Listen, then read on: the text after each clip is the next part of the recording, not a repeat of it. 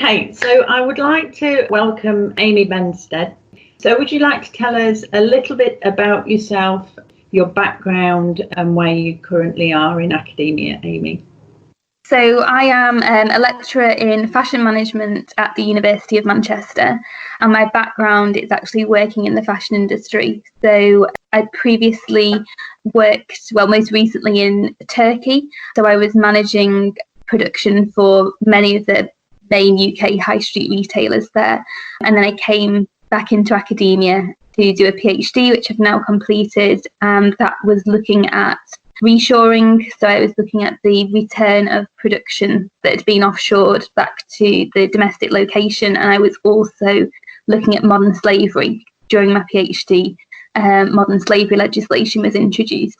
So my research is really focused on global sourcing and social sustainability, and then my teaching is also around that, so operations management, business ethics and sustainability, and supply chain management.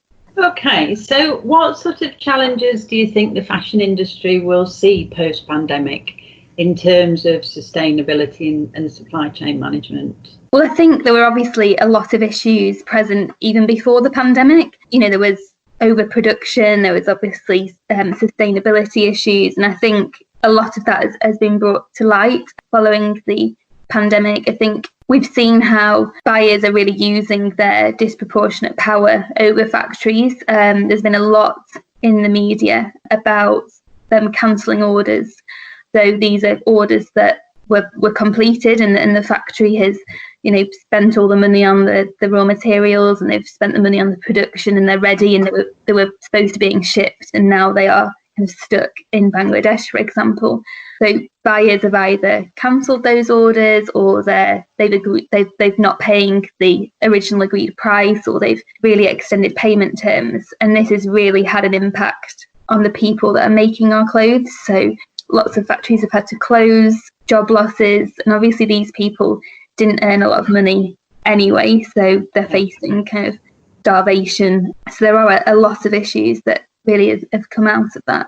And there's quite a lot in the media as well, obviously, that's reported on some of the things that are going on. A number of people, like the Business Human Rights Resource Centre, they have a tracker looking at how different brands and retailers are actually responding and what they're doing to support the workers. And what sort of things are they doing to support the workers at the moment?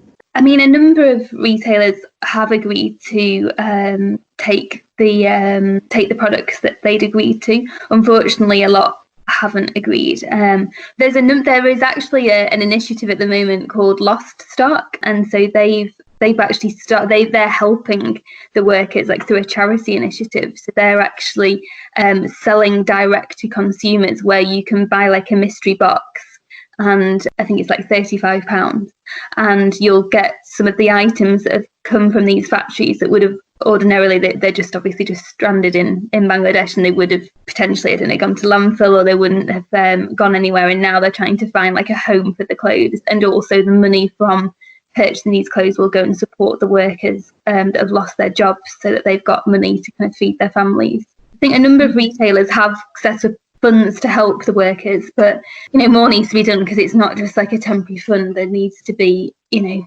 really supporting the factories paying the money that they're owed, really. Yeah. So do you feel that companies are looking to be more ethical and more transparent when it comes to supply chains? Yeah, I think there's definitely been a shift, and I think really this could be a chance to almost reset the industry. I think time will tell, because obviously in the aftermath there's still this issue that there's lots of factories that have closed, and there's been that obviously that the few months where retailers haven't had their normal selling period, and they've got a lot of stock. Some are saying that they'll save that stock for next year and sell that. But I think we might see a change in consumption from consumers. But I think, we saw when the shops opened, the huge queues. But I also think that because there's been quite a lot of media attention about what's been happening and some of the issues with cancelled orders and the impact on the workers, then maybe consumers are becoming a lot more aware. But this could be potentially a chance to build a new system, that's really valuing people and the planet, but easily, we could slip back into our kind of old ways as well. Yeah, that's always a danger, isn't it? People have short memories, unfortunately. Are there any new challenges in the research for the industry that the pandemic's brought about? I think the pandemic's definitely shown the fragility of global complex supply chains. So we could see, this move to shorter, more local supply chains. We've seen that there are UK factories that have really responded well to the crisis and have made PPE and turned that around so quickly. And that's really shown the capabilities that are available locally. And I think because the retailers have really suffered and have had huge stock issues because they've had to order in advance and order from longer lead time countries, they'll see that they maybe need a more responsive supply chain. So do you think from a responsible consumerism perspective, people will have to be a little bit more patient and perhaps less expectant of next day delivery and instant gratification? Yeah, I think unfortunately everyone's got quite used to, haven't they, this instant new styles constantly and being able to just constantly purchase newness. But I do think consumers are becoming a lot more aware. I think, again, it's one of those things I think times will tell, because I think during the pandemic, it seemed to go in waves of people not buying much, and then they were changing the kind of things they were buying. And then when shops have opened, footfall isn't kind of what it was last year, but it's definitely picking up. But I think during the pandemic, people have become a lot more aware even of like the environment as well. So whether that will kind of shape things. So do you think that research in this sort of field will take a new direction then? I think there's obviously a lot of people that will be really interested in seeing what's going to be happening over the next few months, years. I think there'll be a focus on supply chain structures, thinking about local production. Risk will obviously be a really big thing, and how companies respond to issues such as like the pandemic. There'll obviously be a focus, if we think about the fashion industry, probably about consumption and online versus retail and buying habits, maybe the change of the high street as well and how people are shopping. Maybe we'll see more kind of focus on innovative solutions as well and more on sustainability. So do you envisage all brands moving to have sustainable clothing? I mean, we've seen, certain companies are becoming more sustainable. I think there's still quite a focus on the environment, because I think lots of consumers, when they think of sustainability, they think more of recycled plastic or organic cotton, for example. And almost for the companies, it is a lot kind of easier to make those changes, almost like a quicker win, to appear more sustainable, rather than the ethical side, which is a lot more complex. It means that they need to really look at their buying model and really review their purchasing practices. But really that, they need to ensure that they're looking at both the environmental and the ethical side.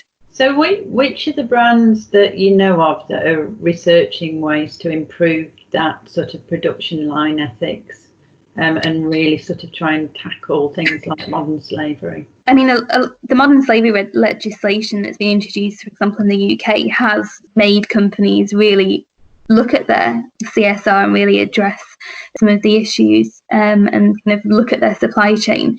There is the apparel and general merchandise private-public protocol. So a number of retailers have signed this. This includes government enforcement bodies as well, industry bodies, and all of the signatories.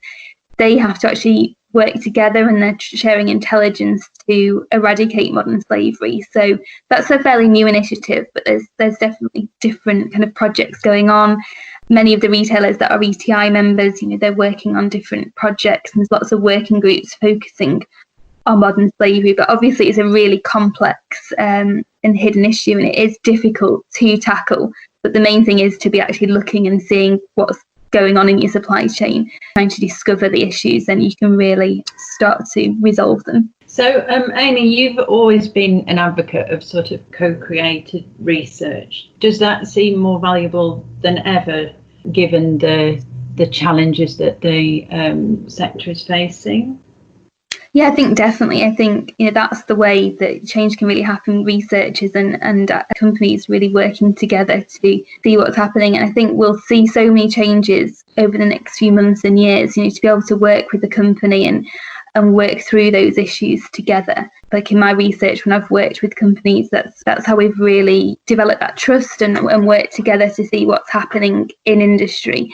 So it's definitely really important to do co-created research. And how important do you think it is to involve the policymakers in that process? I think that's the only way that change is really going to happen. There's obviously issues in the UK in the textile industry with modern slavery, and retailers can't solve the issues alone. I think that's one of the reasons why, when I mentioned the Perel and General Merchandise Private-Public Protocol, that does include government enforcement bodies, because it really is such a complex issue, and you've got issues with tax, for example, and benefits and health and safety. So it really needs like multi-stakeholders to come together to solve these issues and really make a difference and change the current issues that are happening.